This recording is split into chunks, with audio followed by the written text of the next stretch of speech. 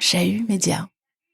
Cette phrase je vais la citer, hein, « Nous les vieux, nous ne verrons peut-être pas les luttes décisives de la Révolution imminente ». Ça, il y a déjà beaucoup de gens qui oublient cette citation. Éric Honoble. C'est quelque chose que Lénine a dit le 9 janvier 1917, alors qu'il faisait une conférence anniversaire du début de la Révolution de 1905.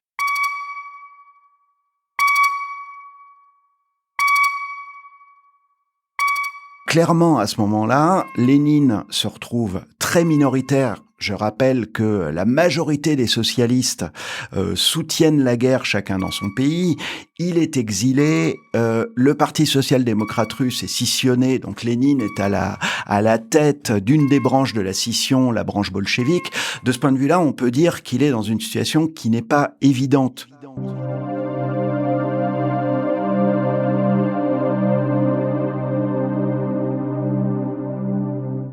Échec, moi je dirais pas ça, parce que justement, la suite de son exposé, c'est de dire « Mais je crois pouvoir exprimer avec une grande assurance l'espoir que les jeunes qui militent si admirablement dans le mouvement socialiste de la Suisse et du monde entier auront le bonheur non seulement de combattre dans la révolution prolétarienne de demain, mais aussi d'y triompher. » C'est-à-dire qu'il se positionne peut-être pas comme quelqu'un qui va diriger une révolution et il est étonné comme tout le monde quand le tsarisme est renversé en 3 jours, mais par contre il se positionne comme quelqu'un qui peut transmettre les idées qui permettront à cette révolution de gagner le jour où elle se produira.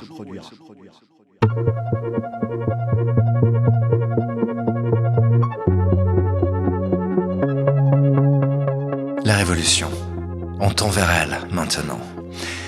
Mais avant de montrer comment elle éclate, finalement, en Russie, en février 1917, forçant les exilés politiques présents en Suisse à imaginer en urgence les conditions de leur retour, on va raconter ce qui a précédé. Comment la géographie révolutionnaire s'est réorganisée en Suisse après la révolution ratée de 1905. Comment une frange de révolutionnaires déterminés à ce qu'advienne le grand soir a préféré le terrorisme aux grandes théories social-démocrates. Mais aussi comment des femmes, certaines inscrites à l'avant-garde du mouvement féministe, ont participé à l'avènement de la Révolution. Événement capital qui prit de court les leaders bolcheviques, rongeant alors leurs freins à Berne ou à Zurich.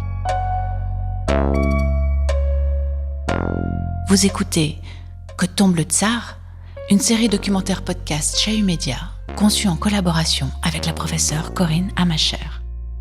4e épisode, Sidération.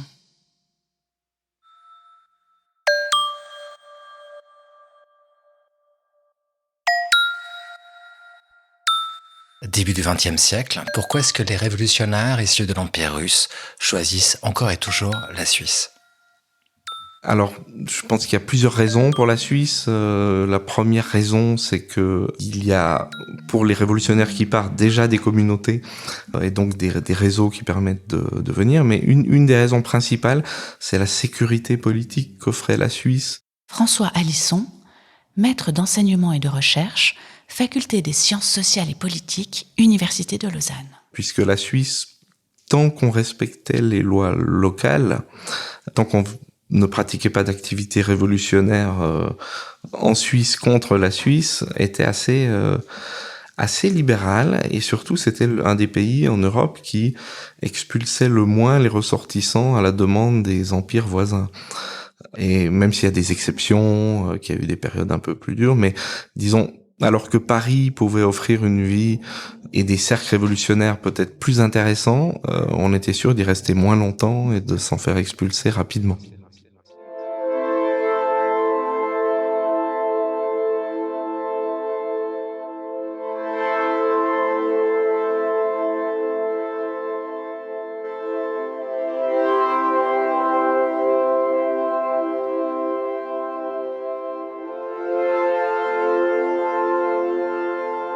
La plupart de ces révolutionnaires sont des révolutionnaires anti-impérialistes avant la lettre, même si, alors voilà, on trouve plein de textes qui montre un peu de chauvinisme pour un empire sur un autre. On a l'impression, en parlant de révolutionnaires, de parler de gens très progressistes sur toutes les questions. Et ils l'étaient, notamment le mouvement féministe russe était important. Mais par exemple sur la question juive, et l'antisémitisme était très présent dans pas mal de factions révolutionnaires. Ces gens viennent d'un empire, un espace en comparaison duquel la traversée de la Suisse ressemble à une promenade de banlieue. Jean-François Fayet, professeur ordinaire d'histoire contemporaine, Université de Fribourg. Et d'autant plus que les conditions de transport sont favorables en comparaison de ce qui existe. Donc ce qu'ils aiment en Suisse, c'est la possibilité de se déplacer. Ils ne sont pas du tout enfermés dans des pratiques cantonales, effectivement, ils se déplacent beaucoup.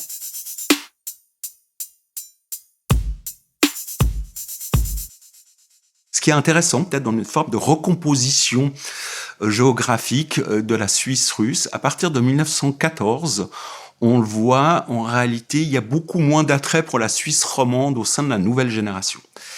En gros, on dirait que les marxistes russes, les socialistes révolutionnaires, ils aiment vraiment Genève. C'est là où ils sont le plus nombreux dans la longue durée. Ce qu'on voit, c'est que les ressortissants d'origine polonaise, que ce soit des socialistes polonais favorables à l'indépendance de la Pologne, ou à l'inverse, ce qu'on appelle le PPS Lewicka, qui sont beaucoup plus révolutionnaires, ou la social-démocratie du Royaume de Pologne, qui sont totalement hostiles à l'indépendance de la Pologne, comme Rosa Luxembourg, ils préfèrent Zurich.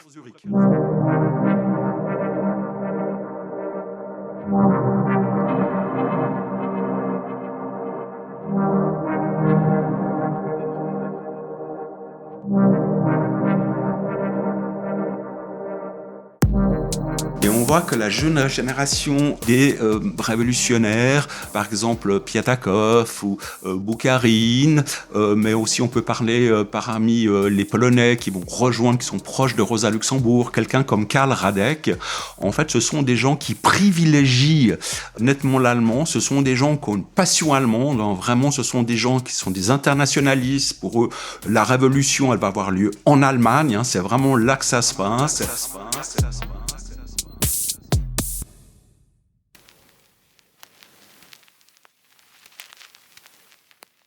Le 5 septembre 1914, nous pénétrâmes enfin sur le territoire suisse et nous nous dirigeâmes vers Berne. Nous n'étions pas définitivement fixés sur le lieu de notre séjour en Suisse, nous hésitions entre Genève et Berne. Illich était attiré vers nos anciennes pénates, vers Genève, où il avait si bien travaillé dans le temps à la société de lecture, où il existait une bonne bibliothèque russe. Mais les camarades de Berne nous assuraient que Genève avait complètement changé d'aspect, qu'un grand nombre d'émigrés russes venus d'autres pays, surtout de France, s'y étaient installés et qu'il y avait un tohu-bohu incroyable. Sans prendre une décision définitive, nous louâmes une chambre à Berne. Illich écrivit aussitôt à Genève pour savoir s'il y avait là des personnes qui partaient pour la Russie et dont on pourrait se servir pour nos liaisons avec le pays. Il voulait aussi savoir si l'imprimerie russe de Genève existait toujours et s'il n'y avait pas un moyen d'éditer là-bas des feuilles et des tracts en russe. Nadejda Krupskaya, Ma vie avec Lénine, 1893-1917. Édition Payot, 1933. Et les anarchistes, hein, qui aiment, bien sûr, qui ont bon goût, ils aiment le Tessin, ils aiment plutôt se réfugier. Vous savez que même à Monte Verita, en fait, ce lieu, il y a une maison russe. On voit qu'il y a une sorte, on pourrait faire une sorte de géographie des courants politiques qui ont bien sûr des préférences. On sait, par exemple, les socialistes révolutionnaires, ils sont assez nombreux, eux, dans le canton de Vaud. Il y a notamment l'un d'entre eux qui a fondé une bibliothèque, hein, qui s'appelle Nicolas Roubakin. Le canton de Vaud, jusqu'à présent dans cette série, on n'y a pas mis les pieds. Nos affaires nous ayant principalement retenues à Genève ou à Zurich. Mais Vaud, on va y faire un stop maintenant, et cela dans un endroit bien particulier, Bougie.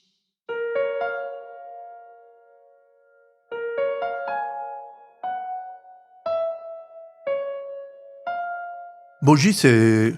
Vous avez Montreux, à côté, vous avez Clarens, et au-dessus de Clarens, il y a une sorte de plateau en pente, où il y avait à l'époque quelques villages isolés. Alain Campiotti, journaliste, auteur de l'ouvrage La Suisse bolchevique, récit du siècle rouge paru en 2017. C'est là que Rousseau implante la Nouvelle Héloïse. Et puis je pense moi que ça a attiré beaucoup d'admirateurs de Rousseau. Beaucoup de Russes sont venus ici. Tolstoï, Dostoïevski. Voilà. Alors il y a eu une attraction littéraire, si je dis, autour de Bogy. Surtout en 1907 est venu à Bogy un homme qui s'appelle Nicolas Roubakine. Et pour cette histoire-là, c'est vraiment l'élément important.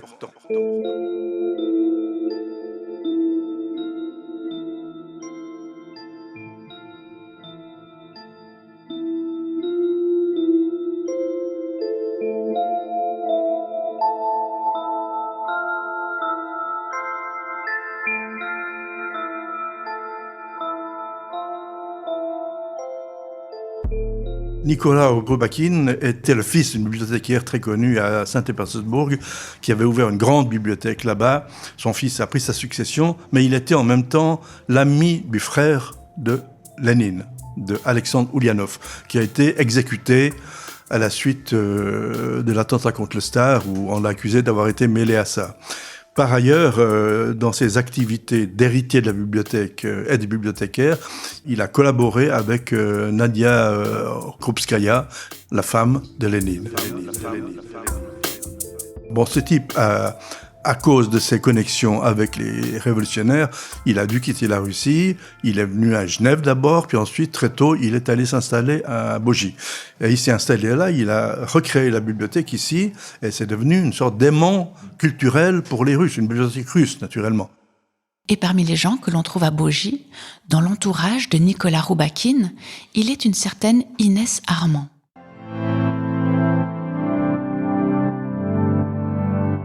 Alain Campiotti lui a consacré de larges pages dans son ouvrage de référence, La Suisse bolchevique, paru en 2017. Inès Armand, c'est avec elle alors que notre récit se poursuit. Inès Armand, en fait, c'est une Française qui s'appelle Elisabeth Inès Pêcheux d'Herbanville. C'est pas mal comme nom. C'était la fille de comédien, mais de comédien dont la vie était un peu bousculée, compliquée, comme celle de tous les comédiens. Et puis, à un certain moment, quand elle était enfant, ils l'ont placée chez une tante à Moscou. Sa destinée, après, est devenue russe. Au moment de se marier, elle a épousé un type qui s'appelle Alexandre Armand. Et puis, elle a eu 4 enfants avec lui.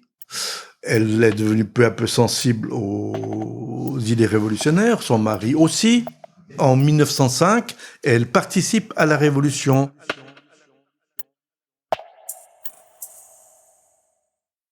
Ensuite, il y a une continuation de l'agitation. En 1907, elle est arrêtée, déportée près d'Arkhangelsk, dans le Grand Nord. Donc, elle parvient à s'échapper et elle vient en France. Bien qu'elle soit encore très liée à son mari et à ses 4 enfants, elle devient la maîtresse du frère d'Alexandre, Volodia. Avec Volodia, elle a un autre enfant. Elle vient à Bogy pour accoucher sur la Riviera de son nouvel enfant, Andrei. Maintenant, elle est exilée parce qu'elle peut pas rentrer, donc elle vit, puis elle va à Paris finalement. Et à Paris, elle fait la connaissance de Lénine. Et elle entre dans l'activité de l'affection bolchevique à Paris, qui est assez actif. Elle a un rôle dans le parti et elle devient la maîtresse de Lénine. Ça, dans l'histoire officielle du bolchevisme, ça n'apparaît pas, mais les lettres d'Inès qui sont connues sont explicites.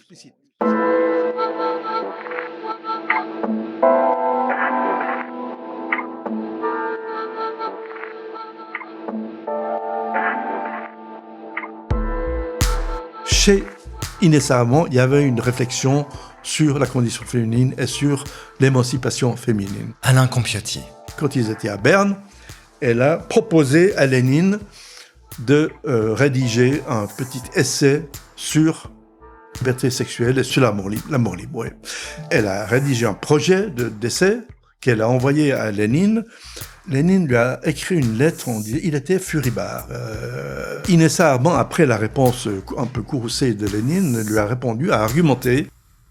Est-ce que les baisers passionnés dans un couple non marié ou d'amants qui se rencontrent ne sont pas plus valables et plus importants que des baisers sans amour dans le couple marié?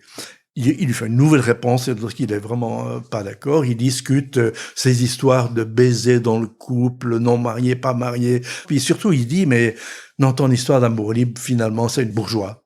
C'est pas prolétarien. Et puis il dit surtout, si tu écris ça, on risque d'utiliser ce que tu dis contre nous. C'est contraire à la morale qui règne dans le milieu bolchevique.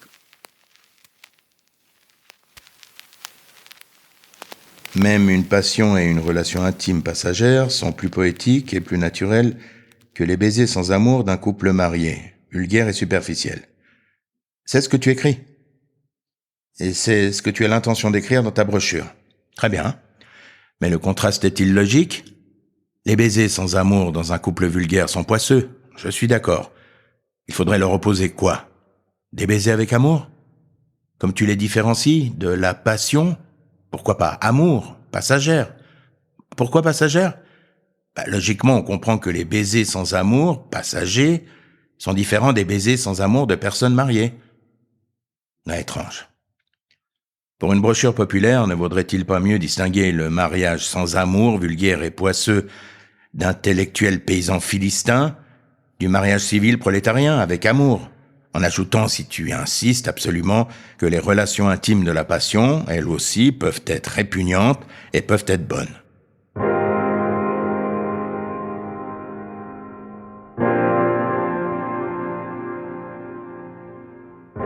Lénine à Inessa Armand.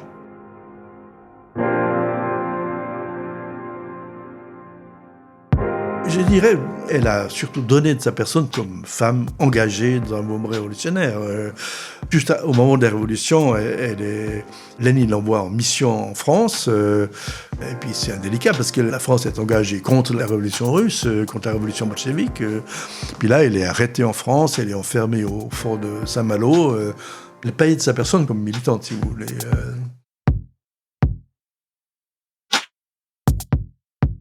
Entre idéal bolchevique et revendications féministes, peut-on parler d'une relation tumultueuse ? Je dirais que pour commencer, il faut rappeler la façon dont les marxistes, dès la fin du XIXe siècle, ont pensé en fait l'émancipation féminine.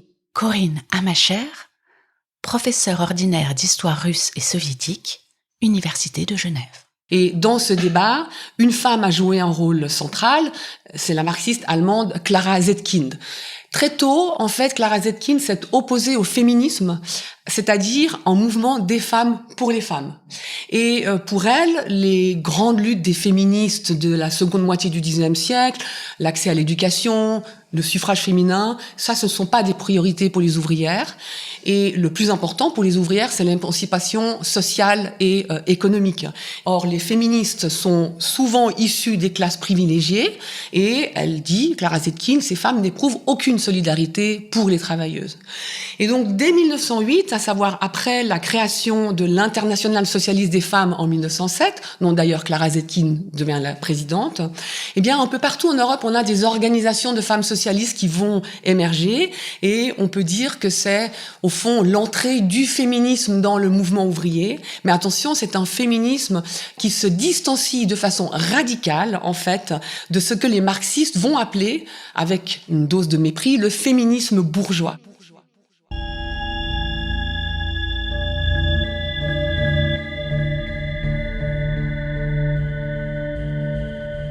Et c'est d'ailleurs à l'initiative de Clara Zetkind qu'une journée internationale des femmes est créée en 1910.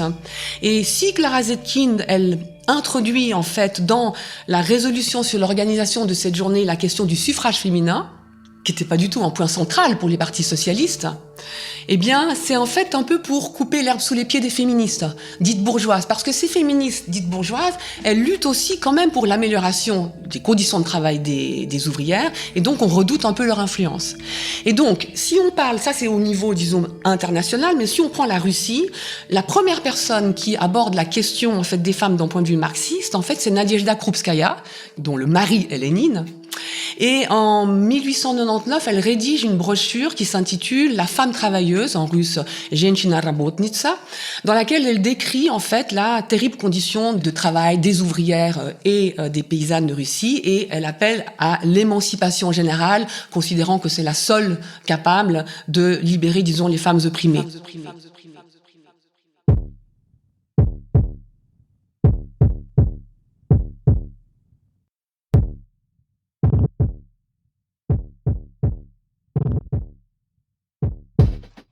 C'est le premier texte marxiste adressé aux femmes par une femme et qui va d'ailleurs amener les marxistes russes à s'intéresser à la question féminine. Ensuite, deuxième étape, entre la révolution de 1905 jusqu'à la Première Guerre mondiale, on est dans un moment, disons, de politisation rapide du mouvement du prolétariat russe. Eh bien, il y a une femme qui va porter, disons, le mouvement prolétaire des femmes. Cette femme, c'est Alexandra Kollontai, qui est aussi une marxiste. Mais attention, là encore, Alexandra Kollontai, elle ne se considère pas du tout comme une féministe. Et dans son ouvrage, elle publie un ouvrage très important en 1908 qui s'appelle « Les bases sociales de la question féminine ». Qu'est-ce qu'elle fait dans ce texte ? Elle critique de façon très très virulente en fait le féminisme des femmes bourgeoises. Qui elle cible ? Elle cible toutes les femmes qui, en Russie, depuis les années 1860, se sont battues pour l'émancipation des femmes, pour leur accès à des études supérieures et puis pour la revendication du suffrage féminin. Corinne Amacher. Mais elle agit dans un contexte d'hostilité à l'intérieur du parti bolchevique. Parce que ses camarades, des femmes aussi, considèrent en fait que tout travail politique qui cible spécifiquement les femmes, on tombe dans le féminisme. Et donc, il faut attendre la Première Guerre mondiale, et en fait, très précisément 1913, pour que Lénine lui-même donne des instructions pour la publication d'une revue spéciale, une revue qui s'appelle La Travailleuse, la Rabotnitsa, dont le but de cette revue doit être en fait la défense universelle des intérêts du mouvement des femmes ouvrières. C'est la première fois que dans le Parti communiste russe, on a une entreprise officielle à l'égard des femmes qui est portée en fait par deux femmes qui sont évidemment très proches de Lénine et qui l'ont vraisemblablement influencé, Nadezhda Krupskaya et Inessa Armand. Ce sont deux femmes qui deviendront, après octobre 1917, avec Alexandra Kollontai, les figures majeures de l'émancipation des femmes.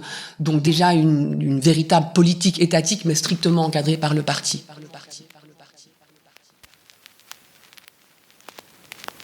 Les féministes voient les hommes comme leur principal ennemi, puisque les hommes ont injustement gardé pour eux tous les droits et privilèges, ne laissant aux femmes que des chaînes et des devoirs.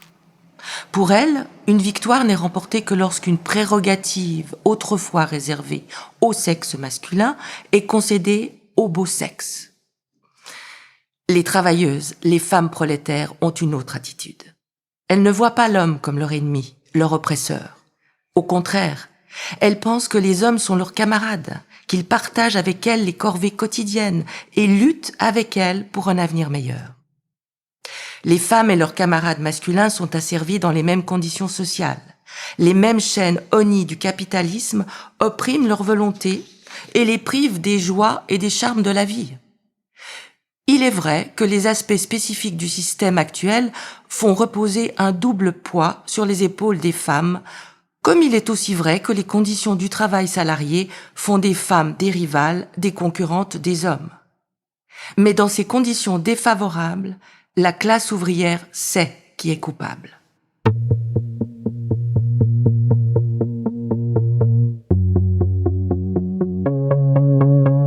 Un extrait de Les bases sociales de la question féminine, Alexandra Kollontai, 1909. Inessa Armand, Alexandra Kollontai, Clara Zetkin, des femmes d'exception.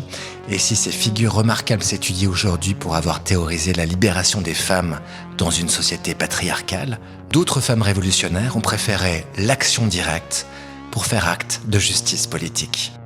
Dans cet épisode, on s'intéresse maintenant en particulier au cas fameux d'une jeune révolutionnaire russe, Tatiana Leontieva, autrice d'un attentat à Interlaken en 1906.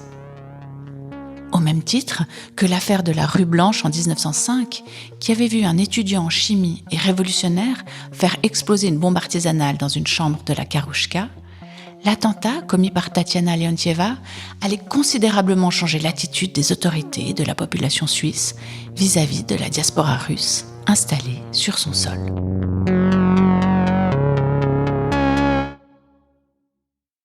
Qui était Tatiana Leontieva ? Corinne. Alors Tatiana Leontieva, c'était la fille unique d'un général, donc d'un homme important dans l'Empire russe, qui deviendra d'ailleurs vice-gouverneur d'une province russe, en Sibérie. La professeure Corinne Amacher.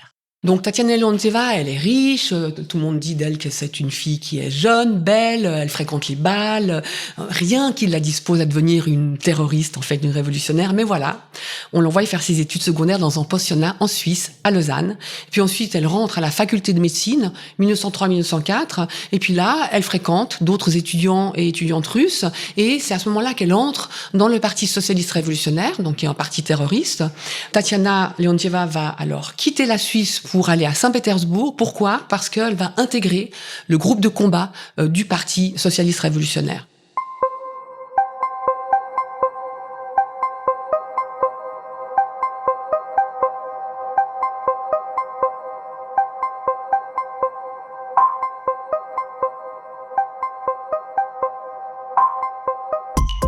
Alors, elle se fait arrêter une première fois à Saint-Pétersbourg, au moment d'ailleurs où il y a une rafle qui touche une grande partie du groupe. Et en fait, la police a trouvé sous son lit une valise remplie de bombes. Donc, qu'est-ce qui se passe ? Son père, parce qu'il a ses entrées à la cour, va réussir à la faire sortir de prison et à la faire déclarer psychiquement malade.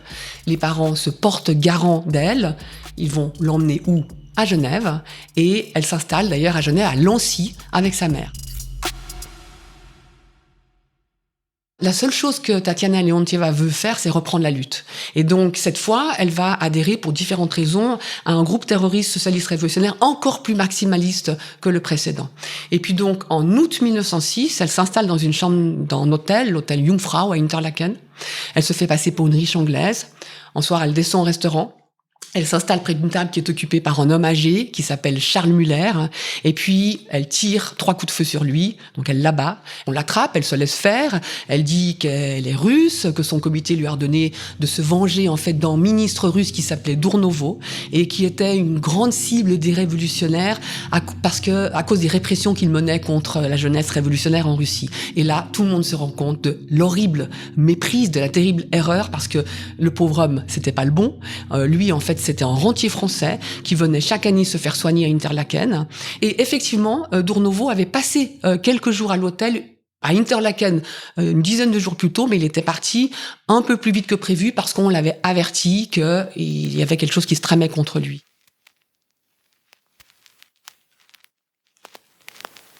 Les conclusions des experts.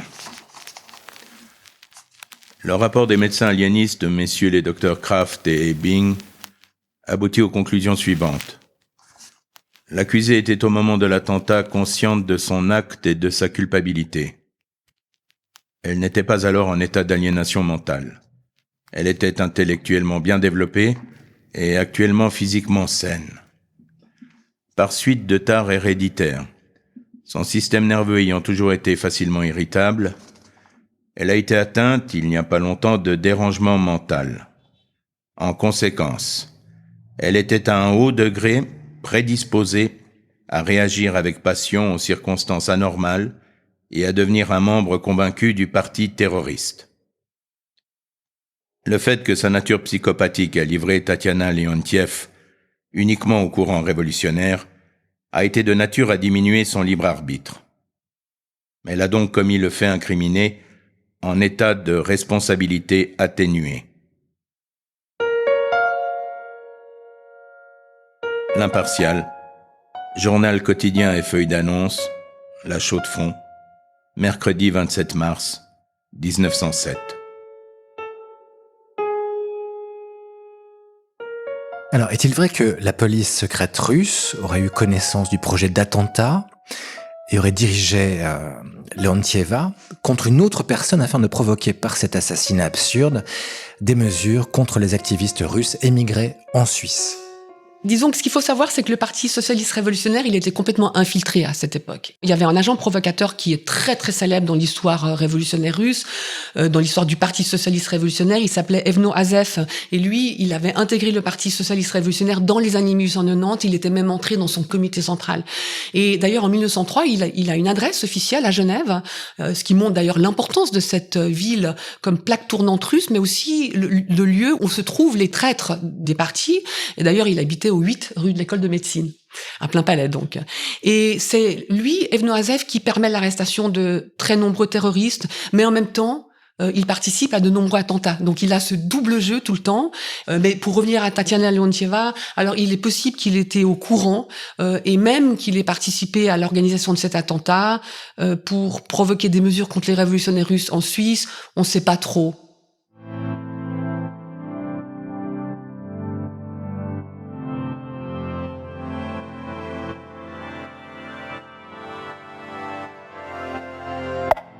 « 1903, 1905, 1906, maintenant, depuis le début de cet épisode, on se dirige vers le point de bascule où plus d'un demi-siècle de lutte révolutionnaire, de théories, de combats d'idées, d'engueulades terribles et de bagarres monstres allaient déboucher finalement vers l'objet d'un désir immense qu'on savait avoir touché du doigt lors des événements de 1905, mais qu'on n'imaginait pas pouvoir embrasser de son vivant. La révolution, la vraie, celle par laquelle va tomber le tsar, celle qui change tout. En septembre 1915, on s'y prépare toujours au grand soir dans les cercles politiques russes en Suisse. Alors que l'Europe est en guerre depuis 13 mois, à Zimmerwald, charmant village du canton de Berne, se tient la première conférence socialiste internationale depuis l'effondrement de l'Internationale socialiste en août 1914. Parmi les participants, Lénine et Trotsky.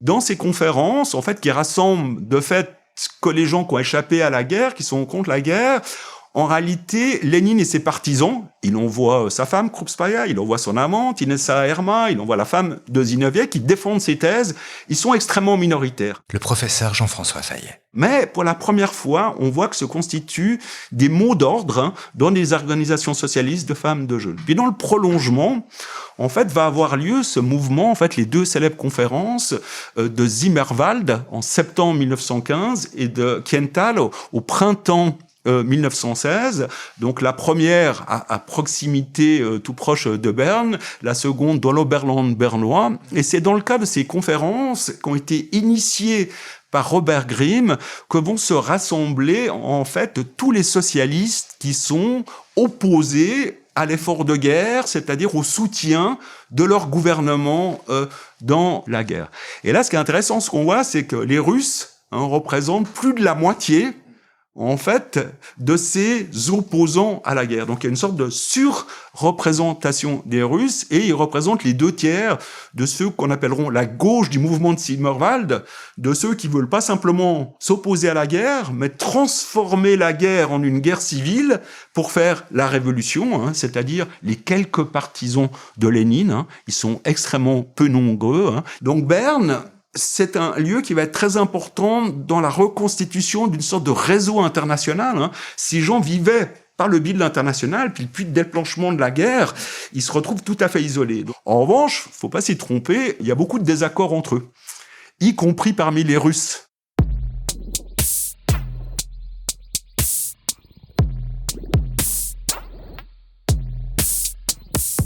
Une majorité des conférenciers de Zimmerwald veulent à tout prix préserver l'unité du Parti socialiste dans chaque pays. Éric Honoble. Et préserver l'internationale, même si de fait elle n'existe plus, vu qu'elle est composée maintenant de gens qui appellent à la guerre les uns contre les autres. Mais en même temps, les partis socialistes avaient été tellement difficiles à monter et avaient rencontré une telle répression, même dans les pays démocratiques, qu'il y avait des scrupules à balancer ça par-dessus bord. Il y a une autre tendance un peu moyenne qui va dire non, il faut agiter les adhérents au sein du mouvement socialiste pour les amener sur des positions anti-guerre. Et enfin, Lénine lui dit non, le mouvement socialiste tel qu'il est, il est mort, il était trop pourri, il est devenu collaborateur des capitalistes et des gouvernements, il faut créer de nouveaux partis et même les appeler des partis communistes pour bien faire la différence et créer une nouvelle internationale. Ça va permettre à Trotsky de mettre un peu tout le monde d'accord, alors que Lénine est sur des positions trop radicales pour mettre les gens d'accord avec lui. En même temps, Lénine va accepter la rédaction du manifeste de Zimmerwald proposé par Trotsky, et qui est quand même très radical pour une Europe en guerre, et je rappelle une Europe où la majorité, malheureusement, des opinions publiques reste pour la guerre. Et je terminerai en citant ce manifeste. Quels que soient les responsables immédiats du déchaînement de cette guerre, une chose est certaine, la guerre qui a provoqué tout ce chaos est le produit de l'impérialisme. Elle est issue de la volonté des classes capitalistes de chaque nation de vivre de l'exploitation du travail humain et de l'exploitation des richesses naturelles de l'univers.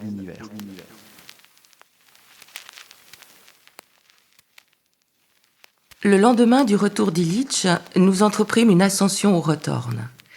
Nous y grimpâmes avec un appétit glorieux, mais lorsque nous nous trouvâmes au sommet, Illich se mit soudain par terre dans une posture très peu commode, presque dans la neige, et s'endormit.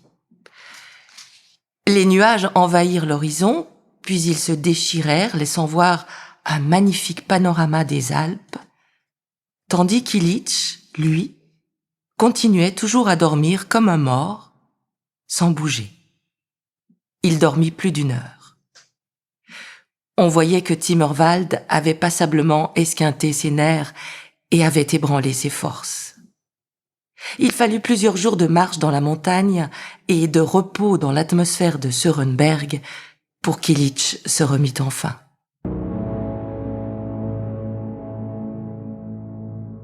Nadezhda Krupskaya, Ma vie avec Lénine, 1893-1917. Édition Payot, 1933.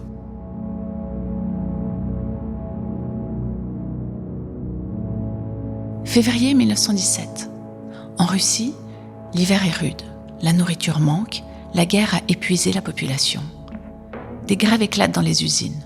Le 23 février, lors de la Journée internationale des femmes, des manifestations ont lieu où l'on réclame du pain. Des hommes se joignent au cortège.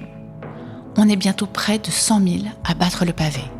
La police s'en mêle, les premières rixes éclatent. Les jours suivants, les grèves se généralisent dans Petrograd. La police charge, des 2 côtés on compte des victimes. Des postes de police sont saccagés. La tension monte irrésistiblement. Et là, le tsar lâche ses troupes pour mater la rébellion. Bain de sang. Mais une partie de la troupe rallie le camp des insurgés. Les rebelles s'arment, s'organisent, le pouvoir panique. La Douma est dissoute et un comité provisoire est nommé. Mais bientôt, c'est tous les régiments de la garnison de Petrograd qui se joignent aux révoltés. Le 2 mars 1917, abdique le tsar Nicolas II. Et pendant tout ce temps, chez les dissidents politiques russes exilés en Suisse, eh bien, on n'a rien vu venir. Février 1917, chute du tsarisme. Et donc, la première chose que les révolutionnaires veulent, c'est rentrer. Corinne Amacher. Quand Lénine il apprend qu'il y a une révolution qui a commencé en Russie, il pense que c'est une plaisanterie. Il ne le croit pas. Et donc, c'est vraiment la différence entre la révolution de février et la révolution d'octobre. Révolution de février, les partis politiques ne jouent pas un grand rôle dans la chute du tsarisme. C'est spontané. Mais par contre, ils vont ensuite rapidement reprendre la main. Alors effectivement, la révolution de février, c'est tout à fait extraordinaire, c'est qu'elle surprend absolument, c'est une révolution sans révolutionnaires professionnels, parce que ceux-ci sont soit en déportation en Sibérie, Jean-François Fayet. soit en exil. C'est vraiment un mouvement de l'intérieur, c'est une révolution de soldats, une révolution de paysans. Et effectivement, la grande angoisse de Lénine, c'est les événements ont lieu maintenant qui sont tant attendus, il est indispensable de revenir. D'où cet enjeu, en fait, d'un retour rapide.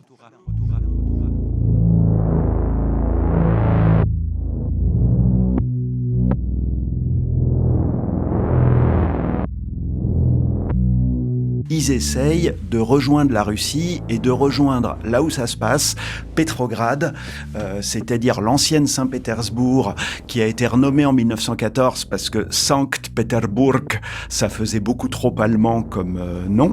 Éric Onoble. En Russie, il y a des centaines de révolutionnaires qui sont libérés des camps de Sibérie ou des prisons et qui convergent vers Petrograd. Et ceux qui sont coincés en exil essayent de faire de même. Qui est-ce qui bloque ? Ce qui bloque, c'est particulièrement les alliés de la Russie. C'est-à-dire qu'alors même que en Angleterre, en France, on va se féliciter officiellement de la Révolution, qui d'ailleurs résout un problème idéologique, c'est-à-dire que officiellement la guerre de 14-18 du côté franco-anglais, c'était une guerre pour la liberté contre l'impérialisme allemand.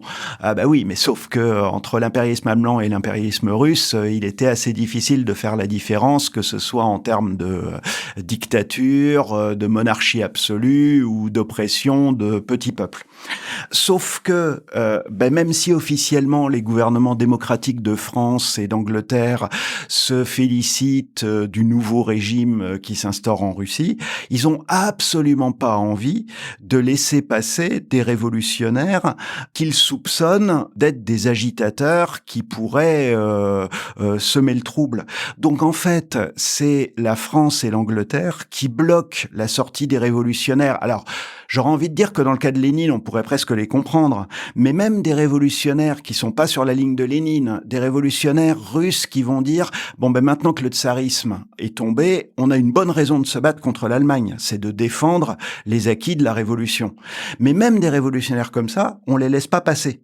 Donc, étant bloqués pour un passage par les alliés de la Russie, eh bien, les révolutionnaires russes de Suisse vont commencer à explorer d'autres voies, et c'est un socialiste suisse, Fritz Platen, qui va commencer à négocier avec les autorités allemandes, sachant que la neutralité suisse permet à tout le monde d'être représenté en Suisse, autorités allemandes, autorités françaises, britanniques, etc., etc.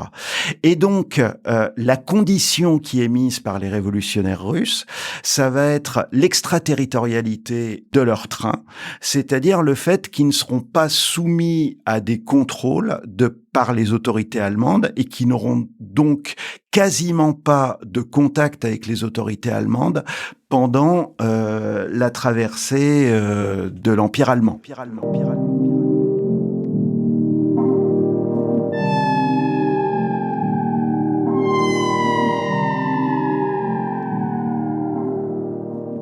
Inversement, les autorités allemandes demandent aux révolutionnaires russes de s'abstenir de toute propagande vis-à-vis de la population allemande et singulièrement des soldats allemands.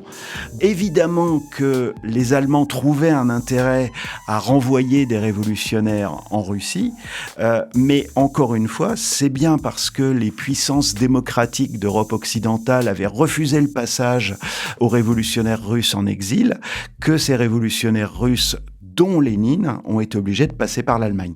Le départ se fait depuis Zurich, ensuite Schaffhouse, ensuite ils traversent l'Allemagne, ensuite ils traversent la mer Baltique en ferry, Stockholm, ensuite ils arrivent par la Finlande et enfin ils arrivent à Petrograd. Il faut savoir aussi qu'il n'y a pas seulement un seul wagon, il y a 3 wagons successifs. Premier wagon, premier convoi avec Lénine et une trentaine de ses proches, puis ensuite en deuxième wagon avec des mencheviks, et puis en troisième wagon ensuite avec des personnes qui sont moins proches des grands leaders en fait politiques.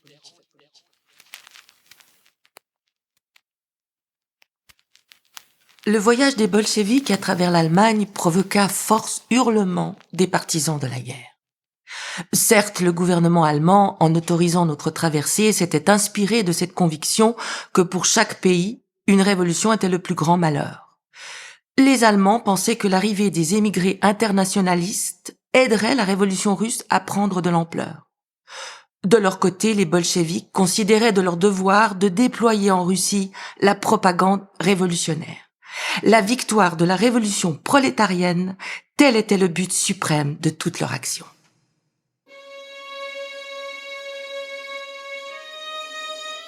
Ils ne s'intéressaient point aux considérations qui avaient déterminé l'attitude du gouvernement allemand bourgeois. Ils savaient que les partisans de la guerre chercheraient à les noyer dans la boue, mais ils savaient aussi que les masses ne manqueraient pas, en fin de compte, de suivre la voie bolchéviste.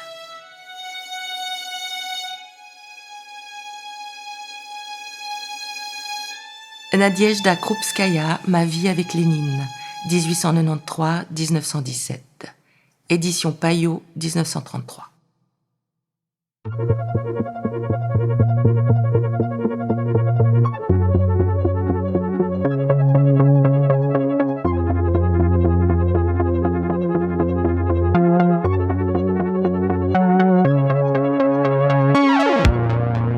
La Révolution. Et après ?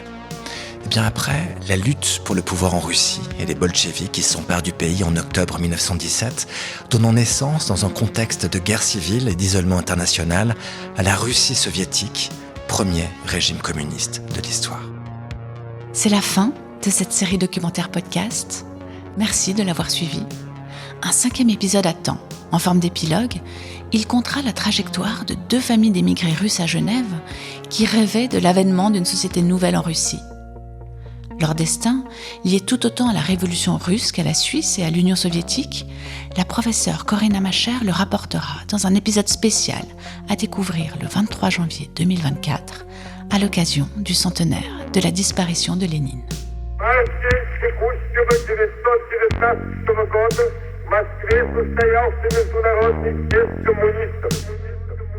C'était Que tombe le tsar, une série documentaire podcast Chahut Média, conçue en collaboration avec la professeure Corinne Amacher. Interview et réalisation David Brun-Lambert et Carole Harari. Musique originale Léonie Pernet. Les lectures ont été réalisées par Pascal Vachou et Thierry Joran. Le mixage est d'Alan Mantilleri. La prise de son studio réalisée par All Sound. Cette série a été rendue possible grâce au soutien de la Loterie Romande, du Fonds mécénat SIG, de la ville de Genève et de la commune de Carouge. Un remerciement tout particulier à nos partenaires, Maison de l'Histoire, Unité de Russe de l'Université de Genève, Bibliothèque de Genève.